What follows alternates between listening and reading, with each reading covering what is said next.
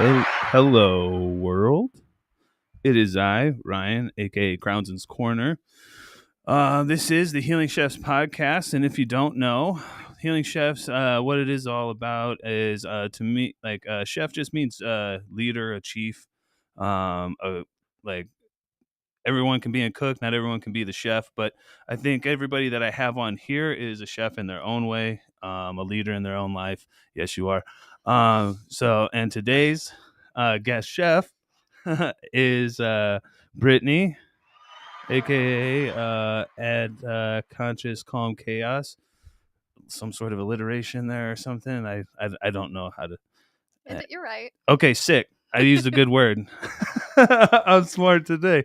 All right, everybody. Thank you very much for coming. I'm excited, and let's go ahead and jump into our first segment, which is cannabis journey. Go ahead and play that.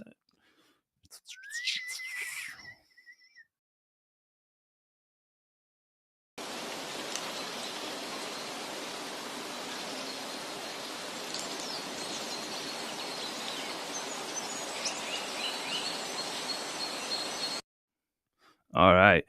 So cannabis journey is all about how you found cannabis and where you're at with it now, stuff like that. Cool. Okay. So I was exposed to cannabis probably in my early teens from Iowa. So there wasn't a lot to do besides drink and do drugs, and definitely didn't have an intentional use with it back then. Yeah, for sure. But definitely, we were probably smoking weed, drinking alcohol every single night, and not in a healthy way, but in my teenage years, I could have cared less about like what I was doing, and I was extremely reckless. Mm-hmm. So that was then. And then when I went to college, I dabbled a little bit in it, and then something happened to my friend who actually moved here to Arizona, and he was a drug dealer and he ended up passing away here. So I stopped smoking. Oh, wow. Yeah. They like murdered him, put his body in the desert, like some really fucked up shit. Well, so I was anti-cannabis for you have to do something to earn that, though. Yeah, he actually just stuck up for a girl. Yeah. And like who got ripped off. But yeah, so I quit smoking weed for I guess that's enough. Yeah. I mean, it Fuck, just bro. took that one thing for Shit, me to man. say like, Whoever's mad at me, I'm sorry. yeah, but like it wasn't legal, like, so that's why I had such a problem with it, because he was doing it illegally. I was so nervous. My friends would still smoke, and I had a problem with it because I'm like, you don't know who's dying for it. Like, you don't know who's growing it. You know nothing about it. I don't think I ever really associated Yeah. dying with weed ever, No. even. No. I mean, I guess like back in the day, we would get stuff from like MCs and stuff like that. And I mean, I guess if you look at it all, that's really there. Also, I'm smoking this Alien Left thing. Do you want to hit this stuff? But Sure. go ahead. I'm sorry, No, but good. so yeah, you're like you didn't want to be about it and stuff because like obviously you don't know who's like paying the price for the little shit that yeah. Exactly. And I was the only one of my friends who had that perspective. So then eventually I moved out here to Arizona. I was still drinking like crazy. And the reason I moved out here was because I got off probation in Iowa because I had 2 OWIs from drinking alcohol. So instead of smoking weed, that's what I was doing. And I was destroying my life. Yeah. So I moved here, almost got pregnant like right away, immediately, quit drinking, quit smoking cigarettes. And then life just kind of happened, and then my mental health was still not doing any better. Right. Like I was still kind of drinking alcohol, still struggling, and then I ended up just being one day like, I need to get my medical card. Like something just like none of my friends were using cannabis, but the more I was like exposed, the more research I got into, because I'm a huge nerd. I love research. I love science. I needed to figure out something that was helping. And I was on antidepressants. It wasn't helping me. I was on anxiety meds. It wasn't helping me. So I got my medical card mostly for, I have polycystic ovarian syndrome. So I was in lots of pain. And ever since that, I got my medical card. I never looked back. So that's where we are now. Absolutely. Yeah. And now, when you started with cannabis and whatnot, was it obviously it was like flower, obviously in Iowa, because I know back in Missouri we had the stuff full of seeds and everything, and Sticks and stems. yeah, and having to put it on the tray and just to lift it up so they like most of the seeds would roll out, Yep. or you would have a designated person like you're picking this shit out. The Yeah. person that never bought. That's what usually we did. Yeah. Me and my best friend, we would go on blunt routes because like we didn't smoke where we were because obviously we were teenagers. So she would drive and we'd go out in the country and I would roll up the blunt and do everything Memory else. unlocked. Yeah, that's definitely a thing in Missouri. But I did a little bit out here in high school. We would hit the highways and stuff like that, but that was when we were like allowed to go off campus and stuff in high school. But yeah, for sure, when I was younger in Missouri, we would just go for drives. Yep. Definitely got in a couple car accidents doing that. We have a lot of corn. Yeah. Like, what are we going to do? Crash into the corn? Oh, yeah. Well, no, someone like I pulled out in front of somebody or someone hit me, but like luckily they took everything with them. But like as soon as I pulled over, like everyone in the car just went, boom, and then they took off. And I'm like, I guess I'm sitting here waiting for the cows and stuff. But yeah, I got away with that one, luckily. I had to pay for the insurance and shit. But. Do you remember gnoming? Have you ever gone gnoming when that was that thing in like high school where you would like go and steal a gnome from someone's porch? Have you ever heard of that? No, absolutely not. Okay. No. Okay, well that's what we would do in Iowa. Sometimes I'm like, that's a real white thing. It is. But what are we gonna do? So we're gonna go steal gnomes. The dude said, absolutely not. No. Anyways, we stole a pelican because we couldn't find any white. gnomes. I'm very white. But we had weed in the car and we got pulled over, but the officer found the fucking pelican, not the weed. And I'm like, that's the one thing you care about. Oh shit. Probably because we're like 5 or 6, little white high school girls. You're not searching for that. So it's like I have all these things I don't know how we got away with. That's crazy. Now I didn't get away with one in around the time, but what I got away with was we were walking down the street, and those like little horse thing for when they do construction with the lights flashing on them and stuff. Yeah. Well, I had a buddy in Missouri that had one in his room, and I don't know how he got it.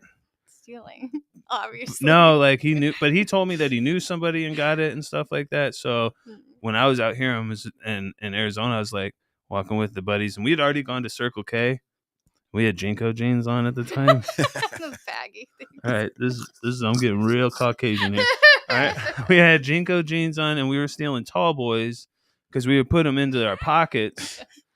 Because they would put the cases by the bathrooms, and we would go in there and we just like put the stuff in there. So we ended up getting caught with the alcohol and stuff. But the reason we got caught was my stupid ass, who is breaking off lights, and we were carrying the shit with us. And the funniest part was like when the cops pulled up and spotlighted us, I just had this light and it's flashing. So it's like I just went, huh. Like threw it in the middle of a yard, and I still had the alcohol in my pockets, and I was just like, oh, we're so fucked. But they're like, we saw it, like basically. I don't remember what they said, but yeah, they just ended up taking us home and shit. But like the dumb shit that I've done when I was a kid,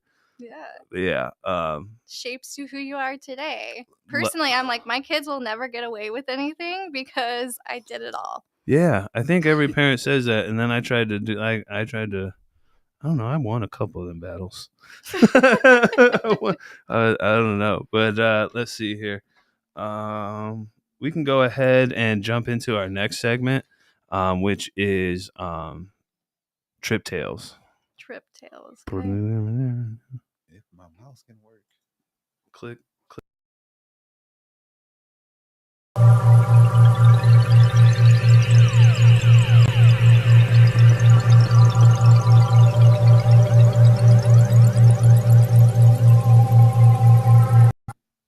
All right, so Trip Tales is all about psychedelic experiences. If you've had them, if you want to know anything, also like I'm well versed. I have taken a lot of ketamine and stuff, done a lot of ketamine treatments and stuff to turn myself around from that being that real reactive Ryan that I used to be to the guy that can kind of like just shut shit off nowadays and process it better. Personal growth, you know what I mean? Yeah. And that's even in the next segment, which is mental health. But like, have you had any like psychedelic experiences? Have you microdosed? Have you thought about microdosing ketamine? Definitely. So many questions. Yeah. So, going back to Iowa, I mean, everything was at my disposal. Anything we could get. Yeah. Absolutely anything. So we would do like shrooms covered in chocolate, and most of the time I would just fall asleep. But There are those strains. Yeah, going back, my drug of choice was actually like ecstasy. And like when we talk about like rolling in barns and having like light parties, we did it all the time, and it was the stupidest thing. Like, but we loved it, and it was so accessible to us. And my friends, which is crazy because a lot of people who used to do X and stuff would look at people who like have done meth before or something, be like, that's what they did. My other friends would, and be like, oh my god, you're doing meth, but like you're just eating it, right? Like there's a lot of those little colorful pills that we all had that were full of meth.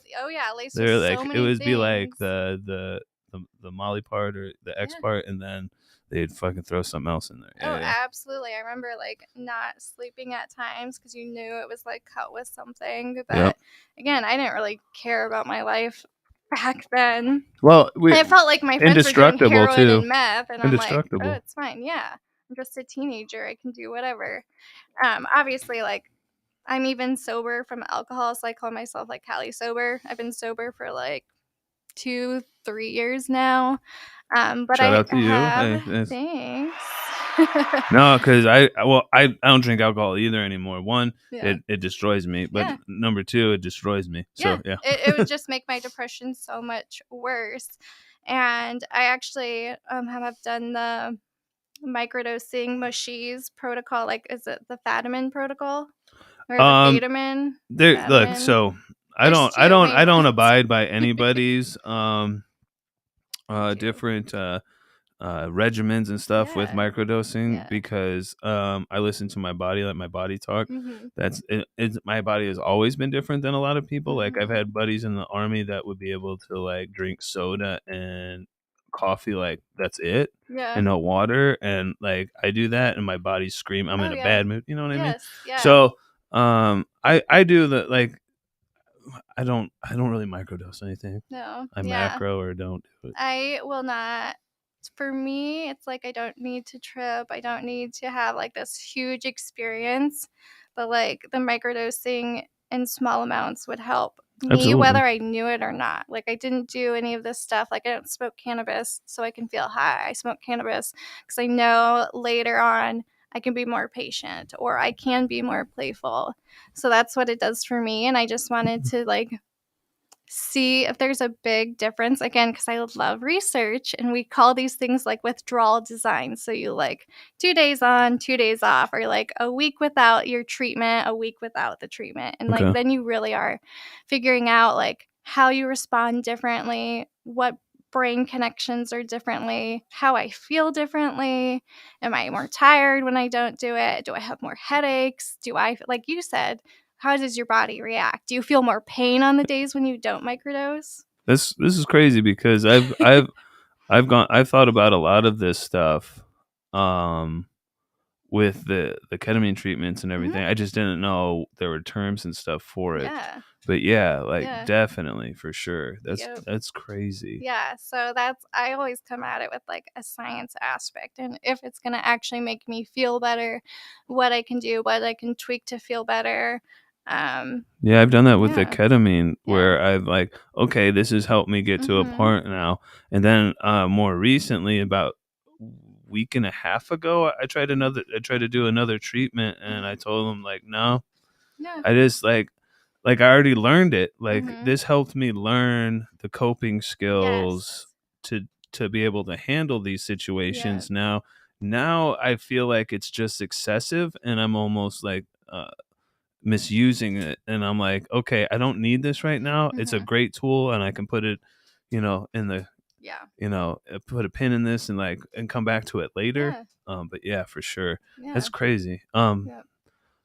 So you haven't done the microdosing or Microdosing, yes. okay, my Macro, sorry. no, not since like high school, but That's something that we all need to sit down with and try sometimes, but you have to be ready. yeah, oh, definitely. And the points in my life where I think I've wanted to, I would never go there. Like my mental capacity, like my dreams are crazy enough. Like I could Oh my not. gosh. I don't want to open that can of worms. I've been seeing some crazy shit lately because I've been trying to focus more on sleeping, Yeah.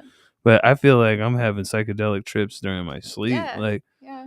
oh my gosh. But with macrodosing, and everything, again, set and setting. I think it's really like I need to I may even try some today, because I've been kind of doing that, Mhm. avoiding tripping or something. Like I Mhm. want to have the fun part of it, but the other part, I'm like, I don't want anything to do with that right now Yeah. because I'm not going over everything that I have going on in my life. But Yeah. I got some real big stressors right now, but I'm figuring it out. So I'm just been like, I don't know if I want to do that. But every time I've ever had a trip where I was stressing about something or it Mhm. exposed part of myself to me, on the other side of it, I was like floating on a cloud. So Yeah. I think this is the universe talking right Oh now, yeah. saying like, you can just fucking do it. Yeah, So, definitely. so there may be a macro coming on in the future today.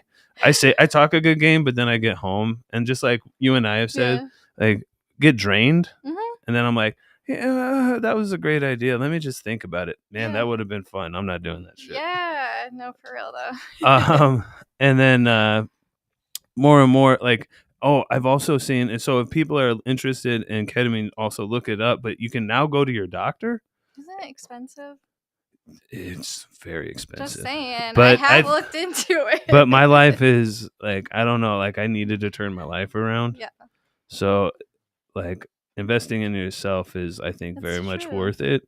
Yeah. And I I'm an expensive bit. Well, I mean, look at all my good. I get my hair. No, I'm just kidding. my I ain't kids, that's where my money goes to. Well, yeah, fuck yeah. Yeah. I mean, I have no I want kids. them to be the happiest kids ever and have the best childhood.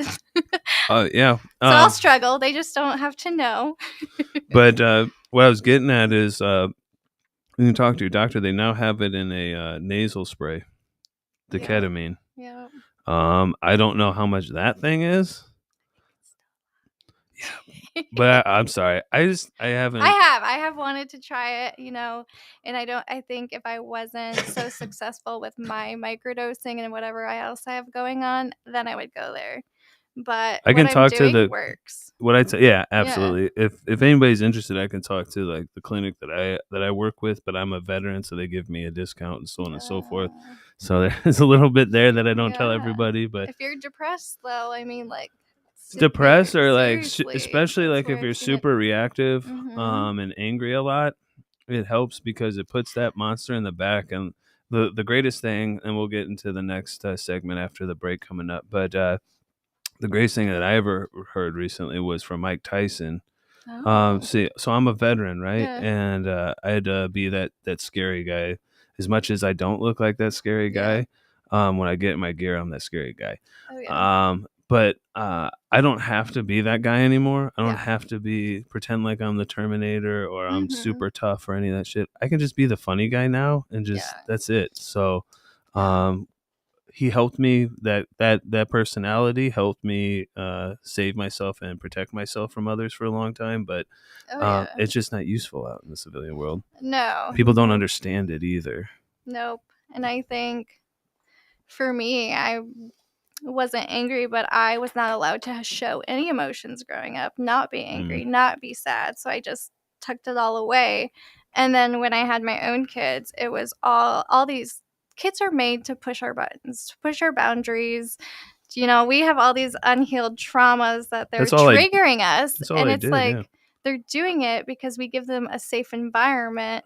But once I had them, I'm like, I'm really not over this shit. And I would be so angry. And that's what alcohol made me. It made me depressed. It made me angry. Mm. And resentful and stuff. But there's so much research about ketamine with it, and I want to see it with individuals who have autism.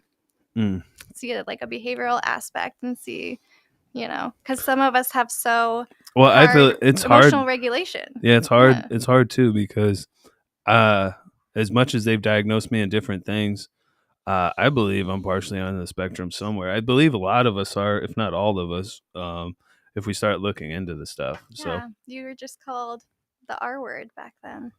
Oh yeah. I won't say it. Yeah, no. You can go on Call of Duty right now and hear that word if you really want to. Unfortunately, that's my number one trigger. Oh my gosh, it's so bad. It's so toxic on there. I just so I immediately go on there and just start muting people. I'm like, because even if I'm playing a toxic game, I'm still like, I don't. My energy is not going to be spent arguing with you, and you're on my team. So I'm gonna light up one of these things here real quick, but we're about to go to break. But I was gonna ask which one you want, but they're both Gelato 41, so we're smoking Gelato 41. But Made, shout out to them again. Shout out to I believe it was Bert that hit me up on the comments and stuff. If you have any questions or anything about stuff, hit go down to that comment section, and hit something up. All right, we're gonna go ahead and go to break. And then we'll be back with mental health as well.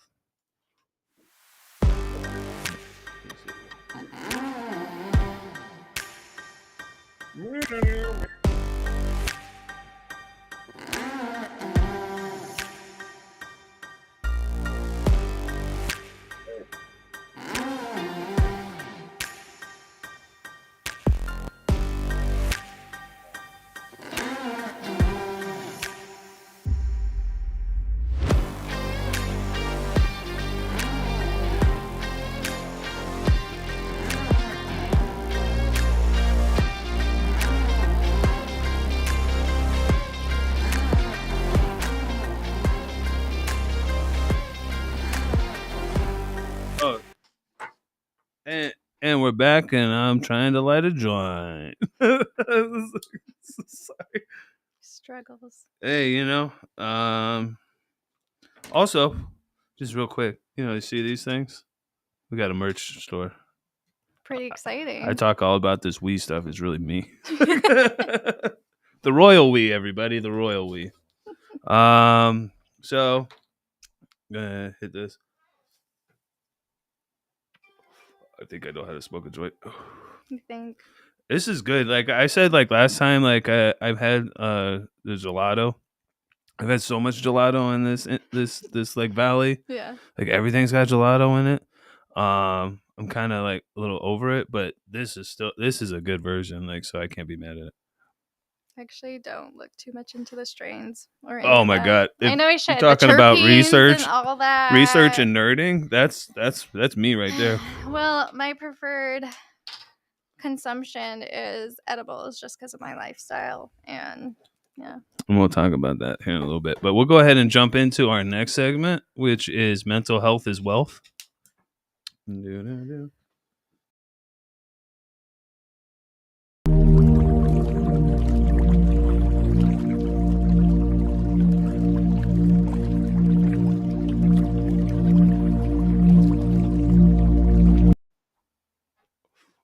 Good weed. All right. So mental health is wealth. Me being a veteran, PTSD, all sorts of stuff. Not a lot of people know I had a mental breakdown this past January, February, and I checked myself in because it's okay to take a little vacation time out and stuff. We need to destigmatize that. Because I care about you all, and a little time out, which a lot of them is only a couple days. That's so scary, though. You don't realize how strong you have to be to go there. Oh, believe me. And accept it. Oh, believe me. I had to hit all sorts of rock bottom. Yeah. But it was so much worth it. It refocused me and everything like that, and kind of pushed me back on the path of what this is right here, which is I'm really trying to help people talk. The reason I talk about all the bad things in my life is because I want people to feel not so alone. Absolutely. And I hope someone can relate. I'm sure you're well versed in mental health, so if you could just enlighten the viewers, listeners and stuff, watchers. This is weed. Yeah. So I mean, probably when I turned 12 or 13, I really noticed my mental health took a tank, and now at 34. No way. Yeah, 34. Fucking 20s. You look 20s. No. I'm old, dude. 34. I learned we did it. I don't know what we didn't plan on doing it, but we did it. It has a lot to do with like my hormones and learning about my body again and like how I respond to things. But severely depressed, and I had parents who did not believe in like anxiety, depression, nothing. So I was like they didn't believe it existed, or what the that's that what was that dude that had that late night something Miller. I don't know, he was a really smart ass mother, but he was always like, quit blaming your parents, like who the fuck else do I blame? But no, sorry, for go real. ahead. Like again, I was raised in like what was supposed to look like a perfect family, like to a T. Like we went to Catholic church, looked like a perfect family, and I was just fucking miserable my entire life. Everything I felt, because of mostly the way I was raised, I felt shameful. I felt horrible about like who I was. That's that Midwest. It really is. They'll shame the shit out of you. So I always say like I would have died if I would have stayed there, and that's serious though. Like it was not for me. So I just had to up and leave. And then, like I said before, kids will bring out like that trauma in you, that unhealed trauma. And you know, I finally, once I had my like second kid, I started seeking out more help for it, doing more meditation, more everything, because when I have my kids, and this has only been in the like past year, have I felt like a big change, but like I would go and sit in my closet and I would just cry because I'm like, I have to be here for them. I have to do all these things, but right now life just sucks. But like you were putting yourself on pause. Like I got to do all this shit for them, but I don't really have the time to process this shit. I have a job the burnout rate is incredible in my field. Like you don't keep therapists along for very long at all, rather than like months. So I've been working in my field for 8 years, and I can't take a break. I can't check myself into somewhere. I always have to just keep going, because if I pause, if I ever have a breakdown, then I can't keep my job. Because I work with kids, because I work with like, you know, the therapy side. And if I'm not mentally healthy, then I can't help other people, which absolutely makes sense. Yeah, but no. That's something that needs to change too, because you're not even allowing people to be human. Like there is nobody that is perfect that can not ever go through anything. And that's how they set up. See, I'm getting mad about things that make people sad, and like, no, it's just. But I want to like it's just very frustrating for me. But it makes sense, because I have seen people who are in the field who can't handle their emotions, who are depressed, and then it affects every the therapist treatment. has a problem. So like, you can take a break from providing services or working in my field, which is fine. But like, I have high standards for myself. I have goals, and I know that I have to be this certain person at work and this certain person at home, which is why I had to take my mental health into my own hands, because I'm like, I can't keep medicating myself when it actually doesn't solve the root of the problem. It just is like a Band-Aid. Shit. Yeah. That's rough. But that's still like there needs to be like a leeway for people, especially. And what exactly do you like? I work as a behavior analyst. Yeah, with kids who have autism. Okay. So I analyze their behavior. I write treatment plans, skill acquisition programs, behavior reduction programs, and then we have like a behavior technician implement the treatment.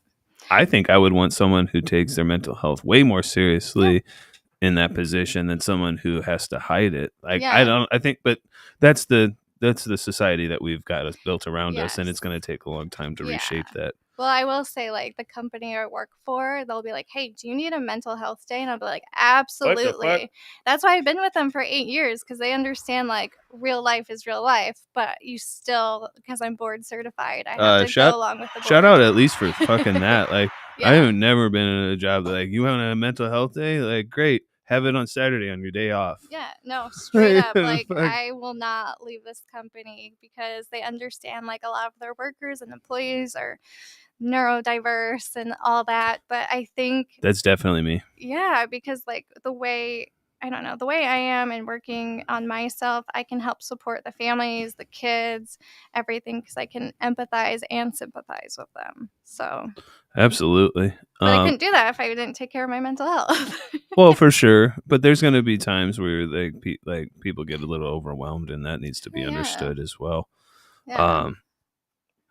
One thing, other than this hair in my face, one thing about mental health that, like, especially during this season, I hope everyone had a great Thanksgiving and all that. Yeah. Happy belated Thanksgiving. I don't know. Or if you- National Mourning Day. or that too. Sorry, had to. Yeah, I'm sorry.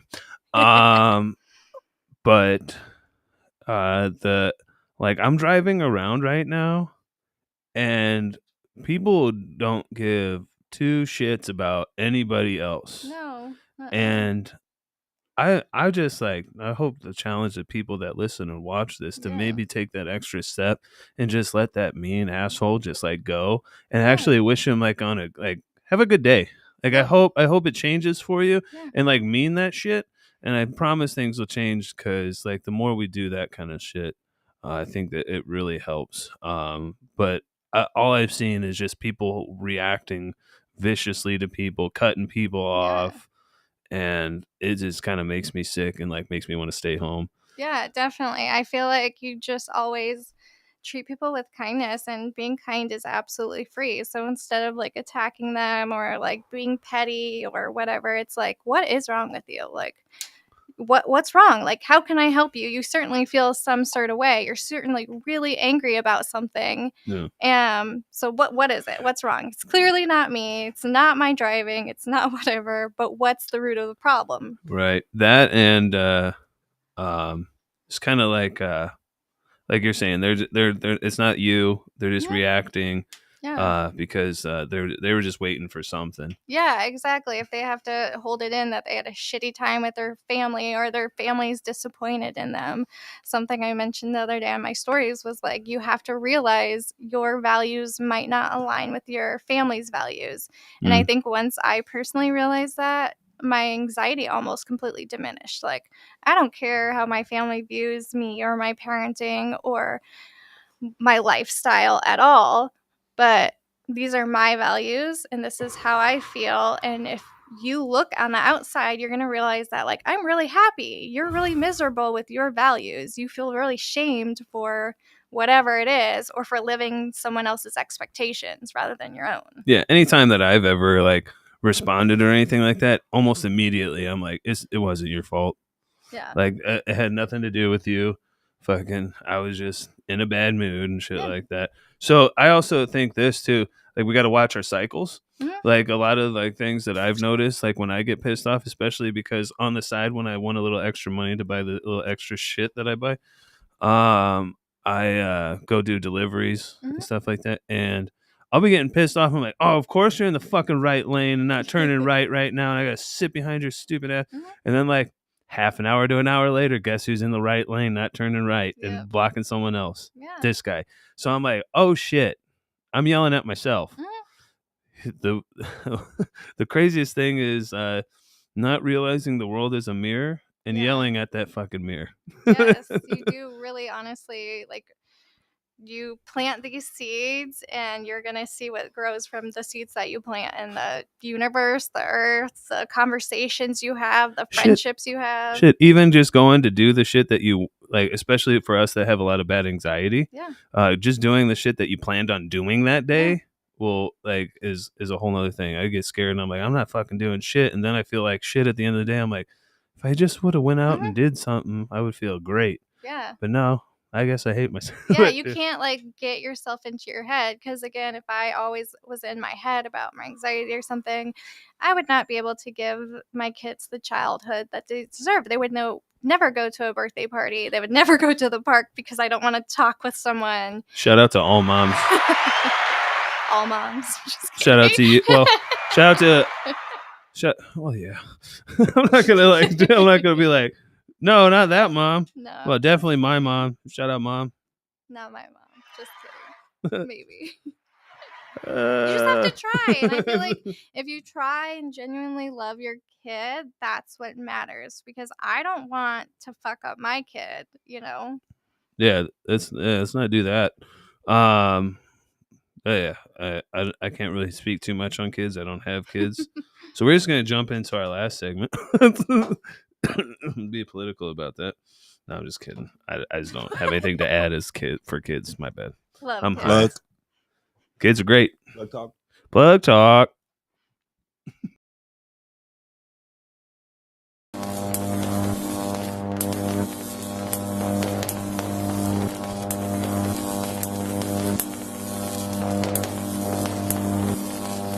What's up with this one?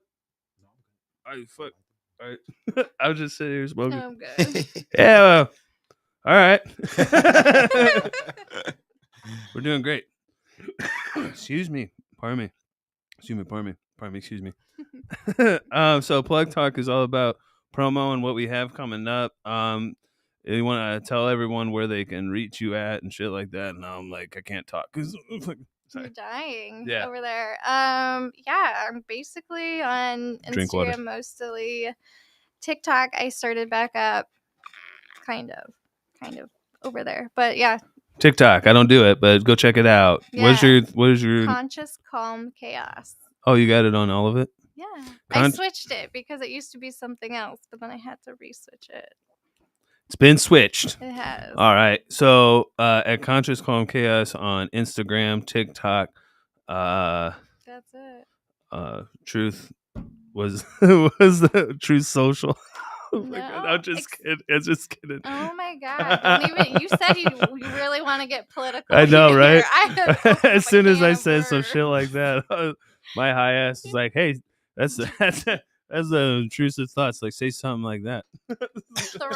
You could find me in Threads. Or Threads. Real Yeah. Life. Or X. Sometimes I go to those Canada Mom events. Shout out. Oh yeah, shout out events. Yeah, you'll see me there. I actually go to a lot of cannabis events. I'm kidding. Just like shout out events. The weed's kicking in, y'all. I have a whole like Saturday Night Live going on in my head, and I know it's Sunday. So Plug Talk. All right, so what we have going on, if you haven't, so we don't have an ashtray, but we do have, these mugs that hold liquid, also hold ash when you're done with the liquid, or it could have liquid in it and it still holds ash, but someone might get confused, but it does wrap around and have the handshake right here, because that's that bond that we agreed to always bring is shit that is pretty cool.